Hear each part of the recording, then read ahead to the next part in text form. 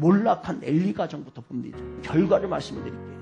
진짜 잘 나가던 가정이, 존경을 받던 가정이, 부끄러움이 없던 그런 가정이 40년 만에 이 가정은 무너집니다. 누가 그럴 줄 알았겠어요?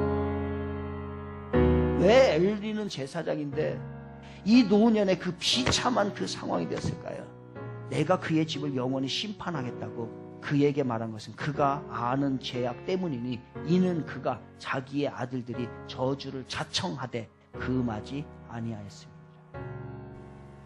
아들의 악행을 금하지 않았다는 거예요. 이게 아버지가 잘못된 거예요. 아이 사무엘이 사람의 여호와 사람들에게 은총을 더욱 받더라. 그래서 그 다음에 나오잖아요. 부르시는지라 사무엘이 이르되 말씀하옵소서 주의 종이 듣겠나이다 하니 바로 이게 다르다는 거예요. 사무엘 삶 속에서의 핵심은 뭐냐면 하나님의 음성을 듣고 순종하는 것이에요. 하나님과 소통하고 그 말씀에 따르는 삶을 살겠다고 작심한 거예요.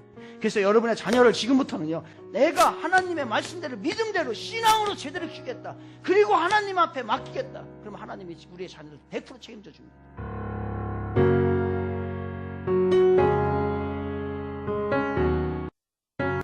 지금이 미래다. 지금이 미래다. 한 달 동안에 정말 기가 닳도록 들었는데 얼마나 우리가 이 말씀으로 변화가 되고 있는지 우리 한번 좀 돌아봤으면 좋겠습니다. 분명한 겁니다. 진리입니다. 오늘 나의 모습이 내일의 나의 모습을 결정합니다. 부모의 모습이요, 그냥 부모의 모습으로 끝나는 것이 아니라 그 부모의 모습이 자녀의 모습을 결정하는 겁니다. 지금이 미래다. 이 말씀을 가지고 하는데 오늘 마지막 시간인데 우리 동요 하나를 듣고서 말씀을 계속 나누려고 합니다. 동요 한번 들어보겠습니다.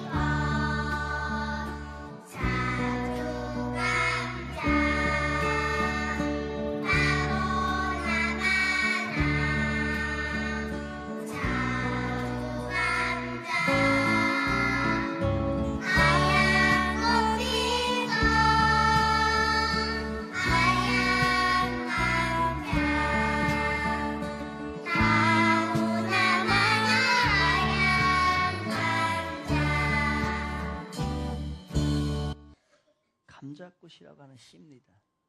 아동문학가 권태영 선생님이 지은 감자꽃이라는 거예요. 이 간단합니다. 자주꽃 핀 것은 자주감자, 자주꽃이 핀 거는 자주감자라는 얘기예요. 파보나 마나 팔 필요도 없다는 거예요. 밑에 뻔하게 위에 거 보면 밑에가 자주감자라는 거예요. 하얀 꽃 핀 건 뭔 감자? 하얀 감자. 파보나 마나 하얀 감자라는 거예요. 하얀 꽃 폈는데 검은 감자가 있지 않다는 겁니다. 이건 진리입니다. 성경에는 심은 대로 거둔다는 얘기가 있습니다. 맞습니다. 심은 것은 파보나 마나 그것이 나오게 되는 거지요. 참으로 사람이 심은 대로 거두는 것 불변의 법칙입니다. 젊어서 심은 건 늙어서 거둡니다. 조상들이 심은 거 자손이 거둡니다. 금세에 심은 거는 내세에 거두지요. 우리는 이 분명한 사실을, 이 원칙을 알고 오늘 내 생각을 잘 심어야 합니다. 그리고 내 말을 잘 심어야 하고요. 내 행동 잘 심어야 합니다. 여러분이 잘 심어놨다고 하면은 여러분의 자녀들에게서 그 아름다운 꽃이 필 줄 믿습니다. 오늘 말 잘 심으세요. 오늘 생각 잘 심으세요. 오늘 행동을 잘 심어야 되는 거예요. 시국이 불안합니다.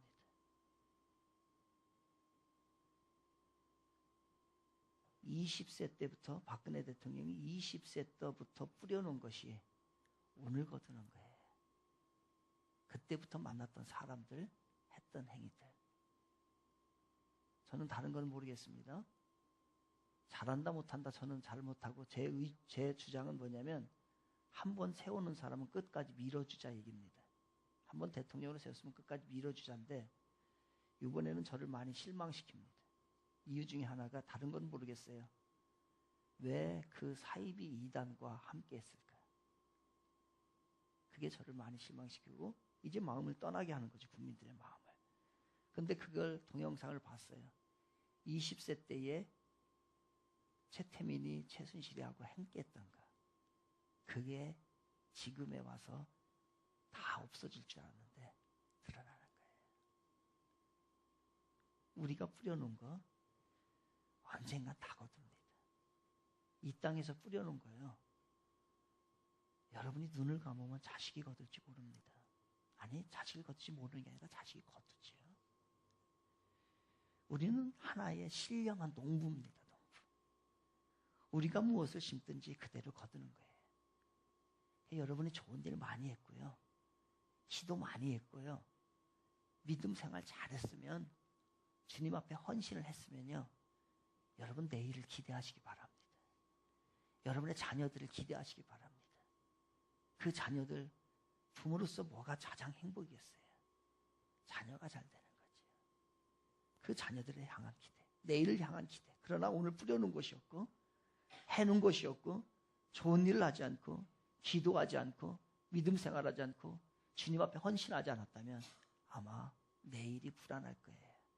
죽음 앞에 섰을 때 너무너무 불안할 겁니다. 오늘 이야기 이런 겁니다. 바로 아버지가 심었어요. 근데 그 아버지가 심은 것을 자식이 그대로 거두라는 얘기예요. 결론부터 말씀을 드리면 오늘의 이야기 주인공은 누구냐면요. 여러분이 잘 아는 다윗입니다. 근데 그 다윗의 아버지가 누구냐면 이세인데 이세가 뿌려놓은 것, 아버지가 뿌려놓은 것, 다윗이 다 거두게 되는데 그 최고의 신앙의 아름다운 삶, 나중에는요 왕에까지 이르게 되는, 그것도 지금까지 회자되는, 지금까지 가장 위대한 왕이라고 하는 다윗의 이야기를 오늘 성경에서는 이야기하고 있는 겁니다. 그렇다면 이세에 대해서 오늘 알아보기를 원하는데요. 먼저 우리는 다윗이 중요한 게 아니고 그의 아버지 이세가 중요합니다. 근데 성경을 보게 되면은 여러분들도 오늘 다윗의 아버지가 이세였던가 라고 하는 성경을 읽었어도 뭐 명확하게 드러나지 않는 분도 있을 겁니다. 근데 왜 그러냐면요. 성경에서는 어떠한 이세의 영향력, 아버지의 영향력에 대해서 직접적으로 이야기하지 않아요. 막 그가 자식을 너무너무 훌륭하게 잘 기렸습니다. 지난주 엘리 제사장 같은 경우는요, 명확하게 드러납니다. 그런데 이 이세는요, 간접적인 영향으로서 모든 삶 가운데 뭐 하나 두드러지다기보다도 전폭적인 모든 삶에 있어서, 영역 부분에 있어서 영향을 주게 됩니다.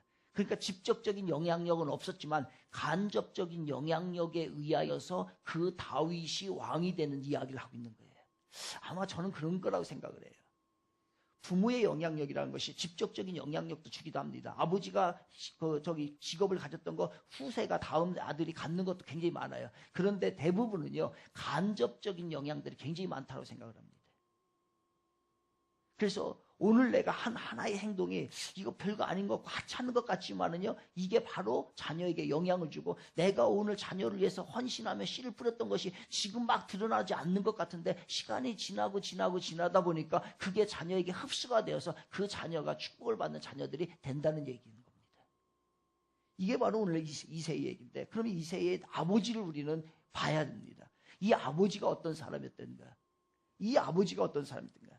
이 하나님께서 이스라엘의 초대 왕으로 사울을 세웁니다. 근데 왕을 세운 이유는 어떤 이유예요? 백성의 군림하라는 얘기 아니에요. 지도자는 군림하라는 얘기 아닙니다. 겸손하게 하나님을 의지하고 백성들을 잘 다스리라는 얘기예요. 그런데 이 사울이 군림하기 시작을 하죠. 그래서 하나님께서는 지켜보다가 안 되겠다. 이 사울을 버려야 되겠다. 작심을 하게 됩니다. 그래서 하나님께서는 이 사울을 버리게 됩니다. 왕의 업무를 제대로 수행하지 않기 때문에 주어진 임무가 있는데 그것을 경솔히 여기기 때문에 하나님께서는요, 이제 사울 왕을 하야시켜야 되겠다라고 작심을 합니다. 그래서 하야를 시키려고 하는 거예요. 그런데 이 왕이 지금 살아있는 가운데 그 당시에 선지자였던 사무엘을 통해 가지고서 가서 지금 내 마음이 사울에게서 떠났으니까 이제 더 이상 사울과 함께 일하고 싶지 않고 왕으로 인정하고 싶지 않으니까 이새의 아들, 이새의 집에 가서 왕을 하나 세워라라고 얘기합니다. 그런데 생각해 봅시다. 지금 현재의 왕이 살아있어요. 그런데 하나님께서 사무엘에게 명령합니다. 가서 이새라고 하는 집, 알지도 못하는 집이에요. 가가지고서 그 아들이 있는데 그 아들 중에서 내가 하나 선택을 할 테니까 그 아들을 왕으로 삼으라고 얘기합니다. 사무엘이 두렵지요. 왜? 이거를 사울 왕이 알면 어떻게 하겠습니까? 삼족을 멸해버리죠. 실질적으로 사무엘이 두려웠어요. 하나님, 이게 지금 그 아들을, 만약 예를 가지고 지금 현 왕이 사울인데 사울의 아들을 왕으로 세우라고 하면 이해가 갑니다. 그것마저도 이해가 갑니다. 그것도 정당성은 없지만은 이해가 갑니다. 그런데 그것도 아니고 이 집안도 아니고 다른 집안에 알지도 못하는 사람들의 집안에 가가지고서 왕을 세우라니요. 만약에 이거 사울이 알면은 나를 어떻게 할까요? 완전 갈기갈기 찢겨 죽을 겁니다. 사무엘이 두려웠어요. 그래서 실질적으로 사무엘이요, 성경에 보게 되면 가고 싶은 마음 별로 없습니다.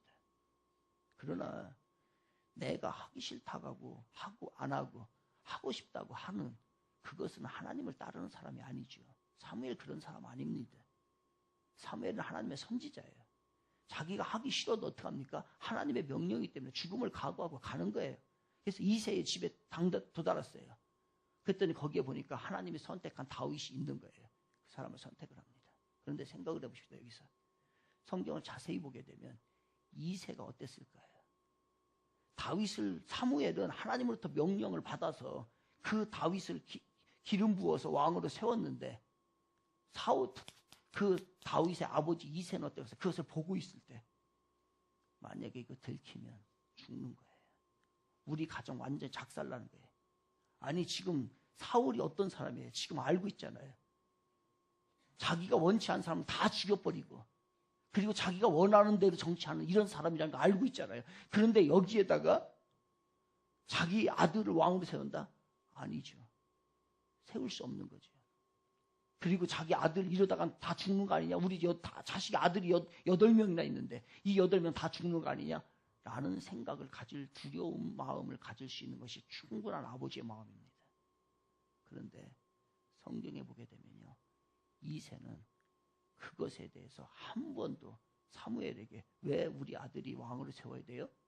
하나님 왜 우리가 이런 어려움을 당하고 왜 이런 불안한 가운데 우리가 해야 돼요? 라고 한 번도 하지 않아요. 그것이 하나님의 뜻이라는 것을 선지자를 보냈다라고 하는 것은 그것은 하나님의 분명한 뜻이라고 그리고 그 시대를 이끌어가는 선지자 사무엘을 보냈다고 하는 것은 분명히 하나님께서 함께 하신다는 것을 하나님의 위대한 계획이라는 것을 알고 있었기 때문에 그렇다고 한다면은 지금 앞으로 이 일이 벌어진 이후에 우리 가정에 닥칠 환경과 환난과 역경과 어떠한 박해가 예상이 다 되죠. 짐작이 하죠. 누구도 짐작하는 거예요. 그럼에도 불구하고 이새는 한마디도 얘기하지 않습니다. 주님의 뜻이라면 하나님이 원하시면 하나님이 하시는 일이라고 한다면 하십시오. 그리고서 다윗을요 자기 아들을 기름 부어서 왕을 세우는 데 쓰임받게 됩니다. 이게 바로 하나님 앞에서의 순종. 그러면서도 세상 사람들을 눈치를 보는 게 아니라 하나님의 절대 절대적인 권위에 순종해가는 아버지, 또한 그의 아들, 그게 위대한 역사를 이끌어갔던 거예요. 여러분, 두려워해야 될 대상은요, 무서워야 할 대상은 사람 아닙니다. 사람 아니에요. 하나님이 무서운 거예요. 이거를 뭐라고 하는 거예요? 하나님이 무서운 것을 아는 걸 뭐라고 하냐면 하나님을 경외한다는 거예요. 하나님을 경외한다는 것은 막 와가지고 예배드리고 막 주여 뭐 삼창하고 아니면 찬양하고 아니에요. 하나님이 살아계시고 그 하나님 인류 역사를 주관하시는데 그 하나님의 마음에 따라서 어떻게 될 것이 결정이 되는 것. 그리고 하나님의 마음이 한번 떠나면 사울이 마지막 어떻게 되는지 하나님 떠나니까요. 그것을 두려워할 줄 아는 것. 그게 뭐예요? 경외하는 거예요. 오늘 내가 죄의 자리에 있으면서도 하나님이 이거 아닌데 그 마음을 가지고 그 죄의 자리를 떠나는 것. 왜? 사람이 무서워서 사람이 봐서가 아니라 하나님이 보고 계시고 하나님을 경외하는 마음이 있기 때문에 이 마음이 여러분에게 있기를 바랍니다. 이게 이새에게 있었어요.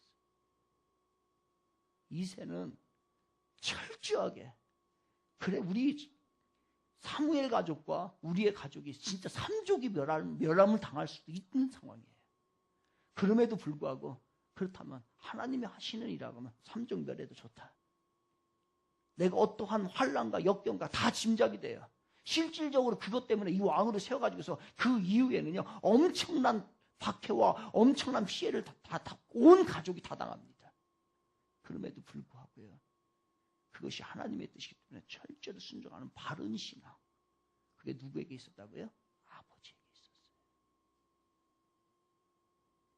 그 아버지에게 그 바른 신앙이 있었기 때문에 다윗이 어떠한 위기 상황에 있다 할지라도 그것을 뭐래요? 다 견뎌나가는 것은 아버지 이새의 영향입니다. 지난주 금요일 날 영적 용기라고 하는 제목을 가지고서 하나님의 말씀을 제가 드렸습니다. 바울이 에베소 교회 교인들에게 편지를 하면서 마지막에 나의 입을 열어 복음의 비밀을 담대히 알게 하옵소서 에베소 6장 19절을 우리가 봤어요. 거기에서 담대히라고 뭐라고 했어요? 팔레시아. 담대히라고 하는 것은 무슨 말이냐면은 바로 내가 할 수 있는 해야 될 말을 당연히 하는 것. 모든 말을 할 수 있는 것을 담대하다고 해서 팔레시아. 이게 뭐라고 언론의 자유라고 했어요. 무슨 얘기입니까? 어느 곳에 있든지 간에 예수를 예수로 인정할 수 있는 담대함을 얘기하는 겁니다. 사람 눈치 봐가지고서 분위기 봐가지고서 환경에 봐서 예수는 주다라고서 이야기할 수도 있고 안 할 수도 있고 직장 분위기 봐서 크리스찬이 됐다 안 됐다 하고 누가 큰 소리 내면은 주님보다도 그가 더 무서우고 이거 담대함이 없는 거 신앙이에요. 이건 아니 이게 팔레시아가 아니라는 거예요. 예라고 할 때에 반드시 예해야 되고 아니요라고 할 때에 성경에서 아니요라고 하면 나도 아니요라고 할 수 있는 마음이 이게 팔레시아인 거예요. 담대함인 거예요. 순교자들이 왜 죽는 거예요? 왜 그들이 위대하다라고 얘기를 합니까? 그것은 뭐냐면 예라고 해야 될 때 예한 거예요. 아니요라고 하면 살아요. 근데 하나님이 아니요라고 하지 않았기 때문에 예라고 했기 때문에 나도 거기에 따라서 예라고 하는 거예요. 그게 바로 담대한 신앙이라는 거예요. 바로 이새가 가지고 있었던 그 신앙. 그것을 본받은 다윗은요. 나중에 골리앗과 싸우잖아요. 골리앗과 싸울 때 그 어디서 배웠어요? 다윗 조그만하잖아요. 저보다 더 작잖아요. 그런데 8명의 자식이 있는데 첫 번째부터 누가 왕일까요 했는데 8명의 아들 중에서 7명이 쪼급니다. 그런데 막내는 안 왔어. 막내가 누구냐? 다윗이야. 다윗은 뭐하고 있냐? 목동이 저 밖에 나가서 그 양을 치고 있는 거예요. 그러니까 그 부모도 다윗은 이거 별거 아니다. 얘는 절대 왕이 될 수 없는 애다. 얘는 아닙니다. 첫째부터 보세요. 우리 인물 잘하는데 이게 많거든요. 근데 저는 문열이라 저거 별로입니다. 라고 했던 거예요. 그런데 그 문열이와 같은 막내였던 집안에서도 하잘 것 없는 취급을 받았던 그가 어떻게 다윗을 이길 수 있는 담대함이 생겼어요?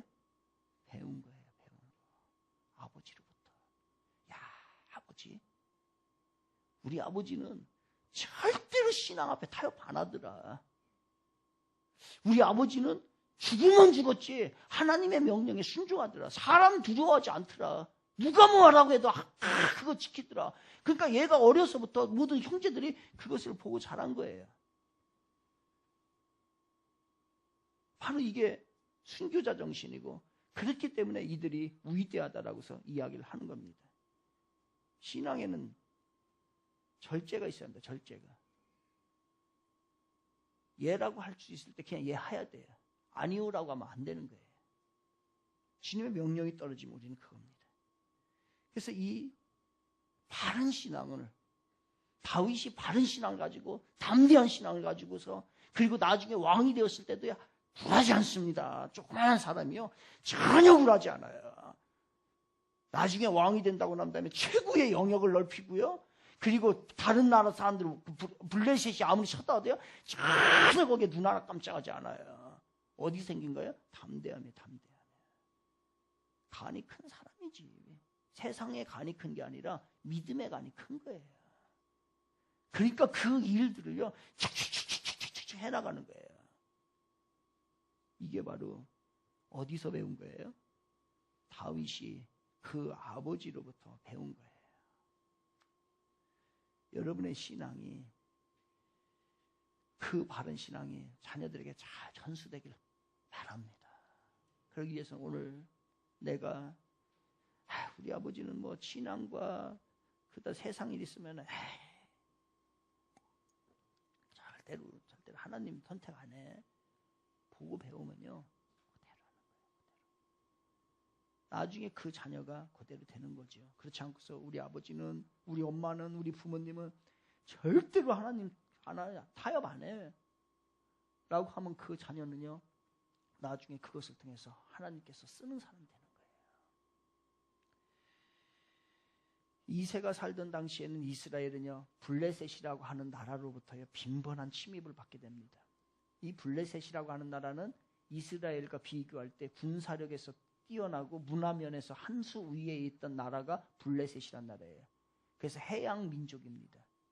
그런데 이들의 이 사무엘 보게 되면 이 블레셋이 이스라엘을 쳐들어옵니다. 그때의 군대를 이야기합니다. 병거가 3만이고 마병이 6천이고 백성은요 해변에 모래와 같이 많다고 했어요. 그 당시에 군대가 병거가 3만이고 마병이 6천이고 백성들은 많았는데 그때의 이스라엘은 몇 명이냐면요 2,000명 정도였습니다. 2,000명.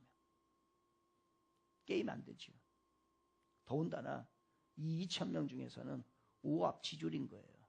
전쟁이 우 나오면 반은 도망가는 그러한 도망가는 병사들이 가득 찼던 그 상황이에요. 그런데 이런 어려운 상황에서 이러한 지금 전쟁에 있을 때에 여러분의 자식을 그 전쟁터에 보낸다라고 생각해 봅시다. 보내겠습니까? 안 보내겠습니까? 안 보내죠. 그런데 다윗은요 그 전쟁터에 8명의 아들 중에서 몇 명을 보내니까 3명을 당당하게 보냅니다. 8명. 우리 부모들은 자식들이 조금만 어려운 거 아주 그냥 어려운 걸 못 보니까 요즘 부모들은요 자녀들을 그럼 다 무거운 짐은 내가 지고 갈 테니 너는 그냥 좋은 길만 가라. 그러니까 이게 인물이 안 나오는 거예요. 고난을 겪어보지 못했기 때문에 인물이 안 나오는 거예요. 불 가운데 한번 들어갔다 나온 애들이 살아난 그러한 인물들이 돼야 되는데 이건 다 부모들이 그냥 학교 픽업 다 해주고 그냥 뭐 다 먹을 거 다 사주고 할 거 다 해주니까 애들이 어려울 일이 없는 거 어려울 일이. 그러니까 애들 어떻게 이게 잘할 수 있는 방법이 없는 거야, 다 이게. 그 불 가운데를 한번 들어갔다 나와야 이 쇠가 그냥 단단해지는데 조금만 어려우면은 어려움을 부모가 못 봐요. 애들이 못 보는 게 아니라. 그거 돈으로 다 해결하려고 하고요. 어떻게든지 그 환경을 막 그냥 그렇게 해서 자란 사람들이 가난한 자들을 어려운 자들을 이해하고 그들을 볼 수 있겠냐 이거예요. 쉽지가 않죠. 이러한 상황이 있을 때에 2,000명 중에서도요, 반은 도망갑니다, 반은. 근데 그 아들들 8명 중에서 3명을요, 그 전쟁터에 보내버리는 거예요. 얼마나 책임감이 강한 아버지예요. 자식이 걱정이 안 되는 부모가 어디 있으며, 어느 부모치고 아들이 전쟁터에 나가는 걸 좋아할 부모가 누가 있겠습니까? 근데 이 부모는 아니야, 해야 할 건 해야 해. 그 책임감을 가지고요, 8명 중에 3명을 보냅니다. 이 아버지의 마음이 나타나요. 형들이 전쟁터에 갔어요. 갔는데 너무 걱정이 되고 무슨 일은 당하지 않았나, 노심초사, 잠도 못 자고 먹을 것도 못 먹고 있습니다. 그래서 다윗을 시킨 거예요. 가봐라, 좀 멀리서 좀 봐서 니네 형들 지금 죽지 않고 잘 있나지만 한번 봐라. 그래가지고 다윗도 거기 전쟁터에 보낸 거잖아요. 그러니 이 아버지는 그냥 자식이 많기 때문에 8명이나 되기 때문에 3명 정도 없어도 되는 것을 생각하지 않았다는 얘기예요. 어느 자식 하나 귀하지 않은 게 어디 있어요? 10명이나 100명이 돼도 귀하지 않은 자식이 어디 있습니까? 이 2세는 이거 어디서 주워온 자식 아니잖아요. 그런데 그 자식들이 국가에 대한 책임감, 공동체의 책임감, 이것이 필요하기 때문에 그것에 보내서요, 그 책임을 다 하는 모습입니다. 얼마나 그 아버지가 책임감이 강했는지를 알 수 있어요. 우리는 좀 어떻습니까? 공동체에 대한 책임감, 여러분의 가정에 대한 책임감, 그리고 여러분의 회사에 대한 책임감. 그냥 월급만 받으면 되나요? 여러분 교회에 대한 책임감, 나라에 대한 책임감. 그러니 이러한 책임감 있는 아버지 밑에서 자란, 그것을 보고 자란 자식들은 그 책임을 얼마나 다하겠냐 이겁니다. 부모의 신앙을 보고 자라는 거예요. 부모의 모습을 보고서 자녀들 자라는 겁니다. 부모가 신앙생활이 안 되면은 자녀들도 볼 것 없어요. 똑같습니다. 근데 부모가 신앙생활 잘한 사람들은 맨날 그 얘기예요. 우리 부모님들 뭐 했다. 보세요. 여러분 김준교 목사님이나 강바울 목사님, 부목사님들 설교하는 거 보세요. 맨 얘기가 뭐예요? 자기 아버지 옛날에 교회 얘기밖에 안 하잖아요.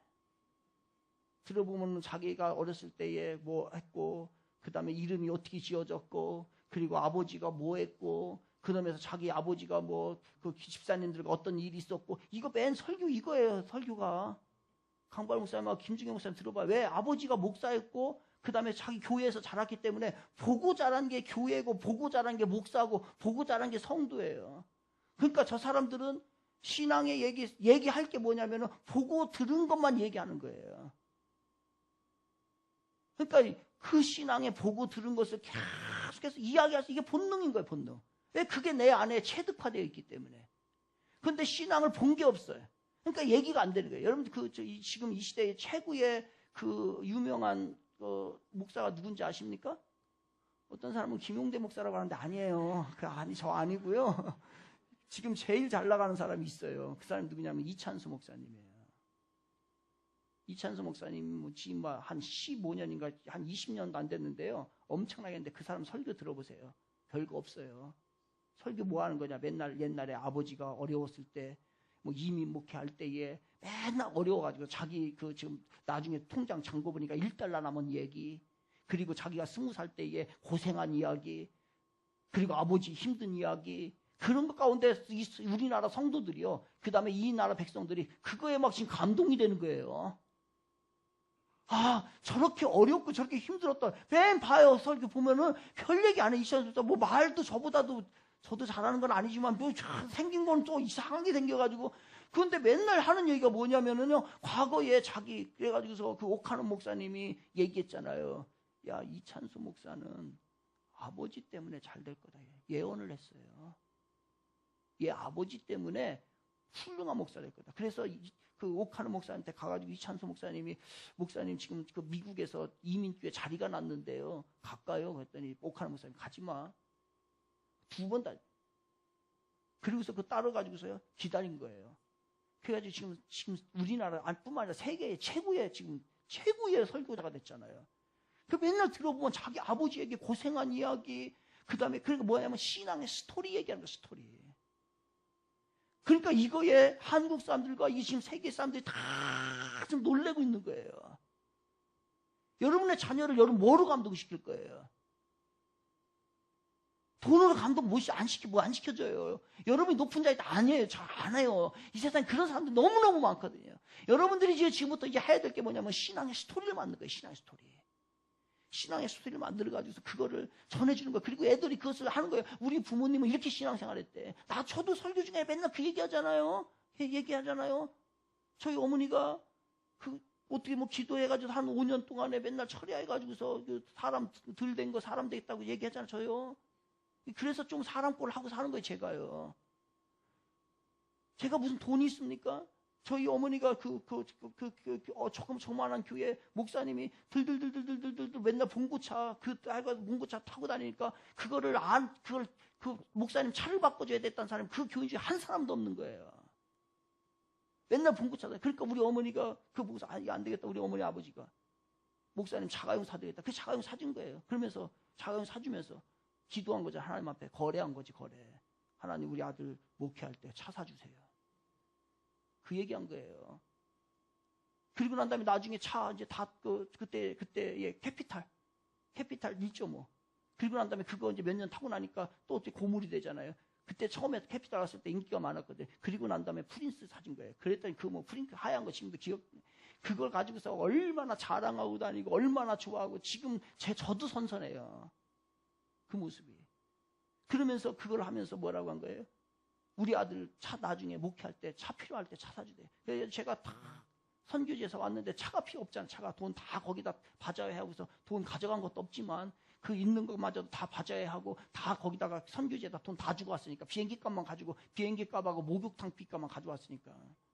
왜냐면 한국에 항상 오면은 사람들이 저보고 필리핀 사람이냐 물어가지고서 저희 어머니가 한국에 오면 항상 하는 얘기가 뭐냐면 목욕탕부터 갔다 와라. 목욕탕 진짜 10,000원 주고서 목욕탕 갔어요. 그러니까 그래가지고서 온 거잖아요. 그러니까 딱 왔는데 어떤 분이 자기가 일했던 거 돈 모아가지고서 로디오스를 그게 산 거예요. 그게 우리 교회 역사가 차의 역사 거기서 시작된 거예요. 로디오스를 자기가 사서 그게 이제 이제 7, 8년 그러니까 이제 다 했잖아요. 그래가지고서 안 되겠다. 어떤 집사님들 감동이 돼가지고서 이거 목사님 차 이거 들들 안 되겠다 싶어가지고서 차를 자가용으로 바꾸자. 참 그분은 기도하는 분이라고 저는 생각을 해요. 그걸 본 거지. 어떤 사람 또 안 된다 반대 모르겠어요. 그건 무슨 마음으로 그랬는지 잘 모르겠지만 그러나 제가 나중에 한 사실이에요. 나중에 한 사실은 뭐냐면 저희 어머니가 그때 하나님 차 줬잖아요. 우리 아들 지금 교회에 차 필요한데 차 주세요. 기도하고 있었다는 거예요. 기도의 응답이라고 봐요. 저는. 그래서 제가 차 탈 때마다 우리 성도들 탈 때마다 기도하고 탑니다. 우리 성도들 감사합니다. 잘 되게 해주세요. 그리고 이게 어머니의 기도의 응답입니다.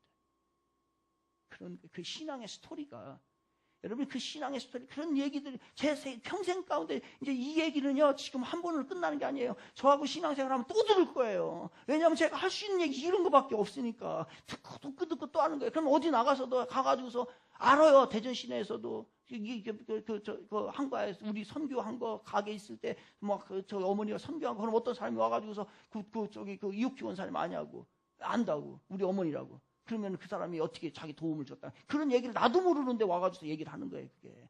그런 은혜로 오늘 제가 사는 겁니다. 신앙의 스토리를 자꾸 만들어야 돼요. 신앙의 스토리. 오늘도 보니까 아침에 새벽부터 나와가지고서 교회 주위를 두 부부 4명이서 막 탔어요. 이런 게 신앙. 나중에 이제 자식들이 이런 거지. 와가지고서 이제 묻지요. 그 자식들이 와가지고서 저한테 우리 부모님 어떻게 신앙생활 했어요? 그러면은 새벽마다 나와서 그거 다 쓸고 그렇게 하고서 교회에 주일 다 했다. 제가 다 얘기해 주죠. 이네 부모님. 생각이 안 나는 거야. 그 부모님을 생각하면은 내게 줄 게 없는 거예요. 아주 속 썩인 것만 하니까 뭐 나오겠어요. 제가 그런 스토리 지난번에 이제 우리 교회가 우리 교인 가정에서 해서 그 교회를 했잖아요. 선교센터를 하고 그래서 제가 선교사님 이번에 들어왔길래 이거를 제가 동판을 그대로 거기 사이즈 그대로 가져오라고 했어요. 다시 만들어 가지고서 이걸 가져왔어요. 여기에 제가 이걸 이제 우리 교회 어디 벽에다가 붙여서 영원토록 기념되게 할 거예요. 여기 다 이름 있어요. 여기. 여기 있잖아요. 이름. 이컨 여기 있네. 여기 있네. 집사입니다. 컨스트럭션 스폰서 있잖아요. 우리 선교센터 한 거 이거 만들어라 했어요. 스튜어드 바티 처치 대전 코리아. 우리 교회 가서 선교한 거. 그리고 이거 있잖아요. 이거 해가지고 붙일 거. 그리고서 우리 교회 이게 1호가 시작됐잖아요. 1호 한 사람은 한국인데 이건 한국 걸로.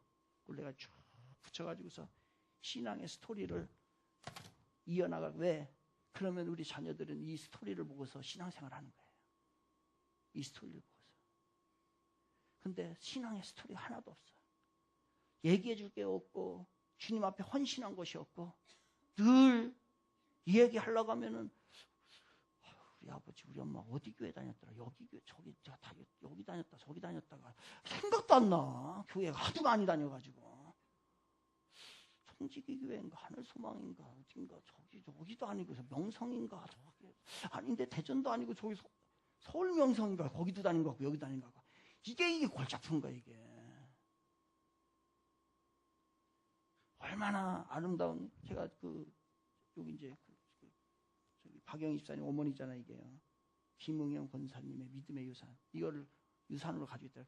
제가 책으로 만든 거 이렇게 하나만 그 앞에 이분이 어떻게 신앙생활 했는가를 그래서 맨 앞에다가 그 어머니가 권사님이 돌아가셨을 때에 그 담임 목사님이 시를 한 편 적었어요. 이분을 향해서 이 시편을 그래서 시를 제가 맨 앞에다 넣어서 편집을 한 겁니다.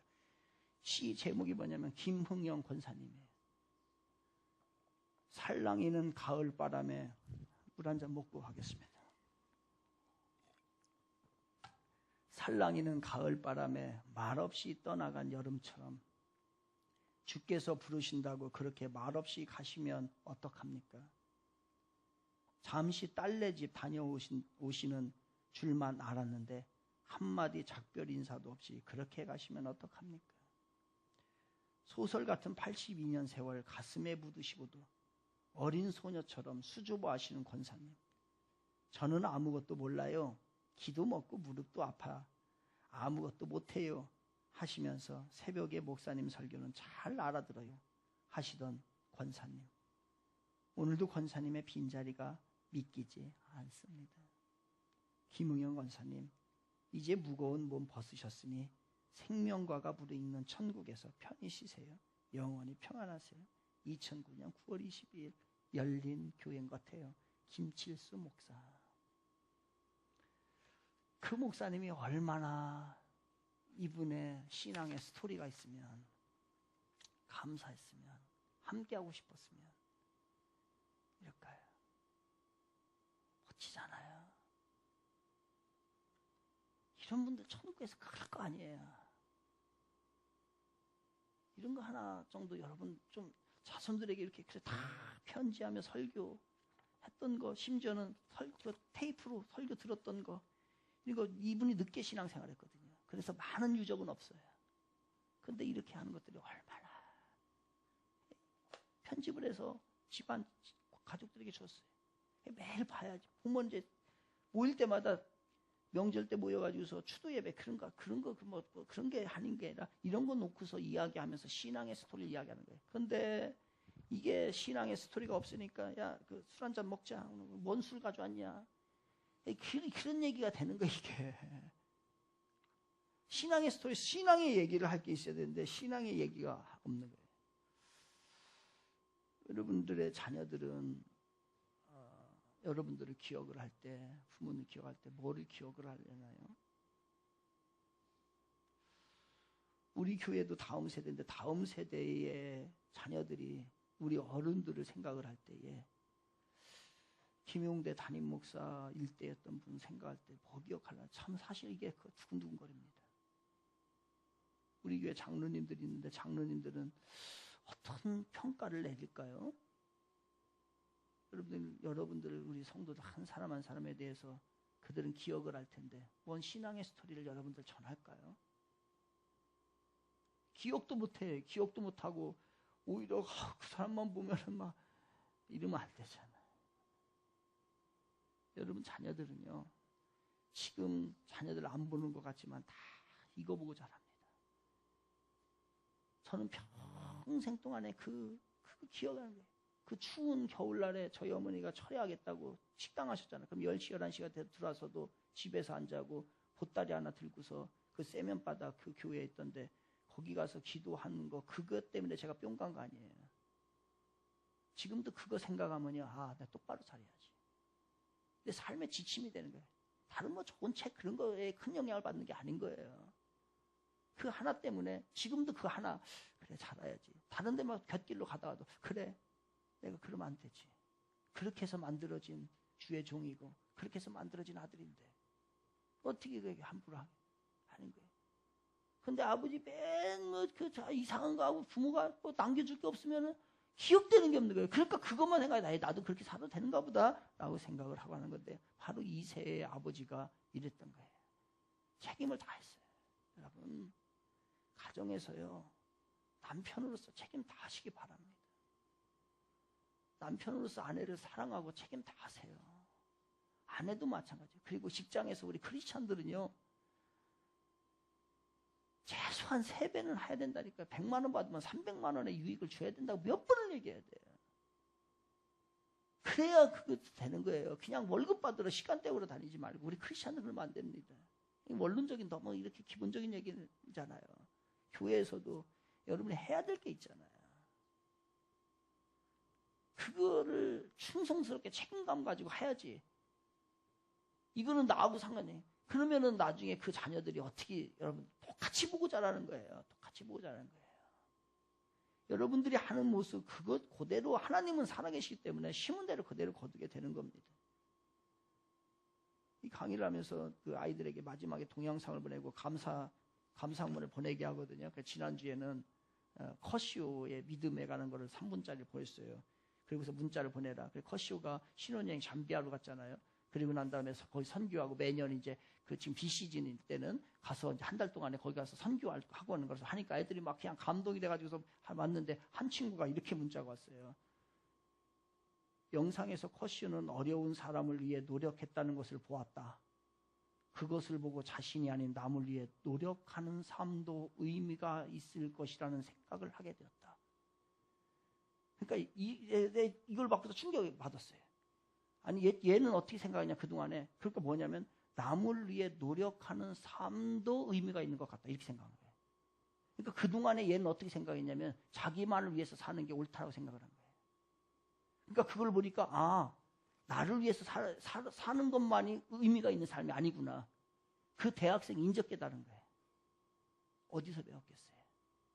부모가 막 퍼주고 다른 사람 이웃을 돕고 하는 그런 부모였겠어요? 아니에요. 안 봐도 뻔한 거예요. 하얀 꽃은 하얀 감자예요. 하얀 감자. 걔는 제가 한 9시 정도 9시 반에 강의인데 9시에 갑니다. 9시까지 들어가면 30분 전에 들어가서 애들하고 좀 얘기하고 그런데요. 걔가 제일 먼저 와요. 저보다 먼저. 그런데 주위에 아무도 없어요. 옆에 앉으려고 조를 짜는데 얘하고 안 하겠다는 거예요. 왜 그렇게 했어요? 왜 그렇게 했어요? 결과는. 어디서 배웠겠어요? 아버지 이세의 책임감 있는 모습을 통해서 역사가 바뀝니다. 형들의 안부를 확인하러 갔던 막내 아들 다윗은 블레셋 사람들이 하나님을 욕하게 됩니다. 그때에 블레셋 사람들이 골리앗 경거망동하게 하는 것을 보고서 저거 하나님의 이름을 함부로 하네? 라고 하면서 거기서 자기의 책임을 다하죠. 어디서 배웠어요? 아버지로부터. 그래서 이스라엘 역사가 바뀌고 하나님의 역사가 바뀌게 된 거죠. 그의 아버지가 위대합니다. 다윗이 위대하지 않아요. 그의 아버지 이새가 얼마나 위대한 사람인가를 알 수 있습니다. 그리고 다윗이 왕이 되기 전에 이제 왕이 된다라고 해서 기름을 부어 세웠잖아요. 그러니까 이제 소문이 나는 거예요. 소문이 나잖아요. 그러니까 이 사울이 다윗을 죽여야 되는 거예요. 죽여야 자기가 오래 왕을 하고 그리고 자식에게 왕으로 또 줄 수 있는데 이게 지금 하니까 어떻게 하겠어요? 사울이 다윗을 죽이러 다닙니다. 무슨 일이 있어도 그거 죽여서 잡아서 죽여야 내가 오래 간다. 그런데 그때에 그 아둘람 굴에서 동굴에서 살고 할 때에 그때에 가장 다윗이 힘들 때 불안할 때 위로를 받았던 사람이 누군지 아세요? 가족이에요. 가족. 성경에 나옵니다. 특히 누구였어요? 아버지. 그 이후의 얘기는 나오지 않지만은 왜 그렇게 추측할 수 있냐면, 그렇게 해석할 수 있냐면요, 그 어려운 가운데 있을 때, 아들이 그 어려운 가운데 있을 때요, 한 번도 하나님 앞에, 왜 하나님 우리 아들 왕 안 한다는데 왕 시켜가지고 이런 어려움 당해요. 그리고 우리 아들 얘 지금 빨리 왕을 시키려면 빨리 왕을 시키지, 지금 이게 고난 가운데 있어가지고서 왜 왕을 안 시켜가지고서 이 어려움을 당하게 합니까? 한 번도 얘기하지 않고요, 다윗이 어려울 때에 아버지 이새는 그 옆에서 다 격려합니다. 그래서 다윗이 그 어려움을 견뎌내요. 하나님 왜 우리 아들 안 한다니까요, 왕. 왜 왕 시켜가지고서 지금 아주 어려운 당하고, 그 다음에 왕을 만들려면 빨리 만드셔가지고 기름 붓는 즉시 빨리 왕을 세우셔야지. 지금 이게 몇십 년이니까. 여러분, 하나님을 믿고 기도하는 사람은요, 자녀를 위해서 기다려줄 줄 압니다. 인생 기입니다.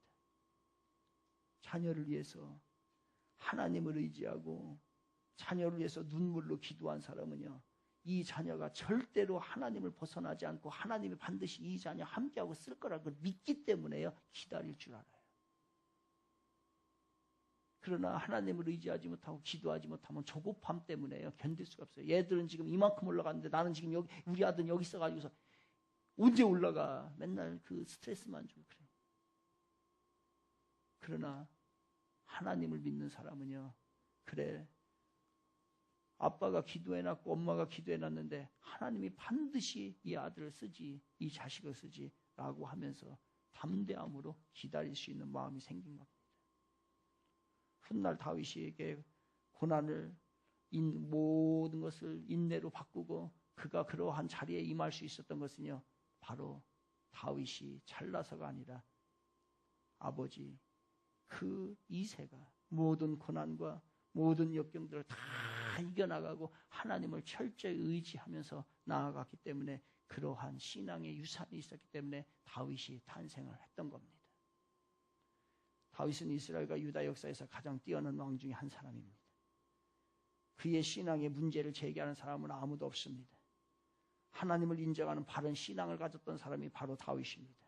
하지만 처음부터 다윗이 출중했고 그가 위대한 인물이었던 것 아닙니다.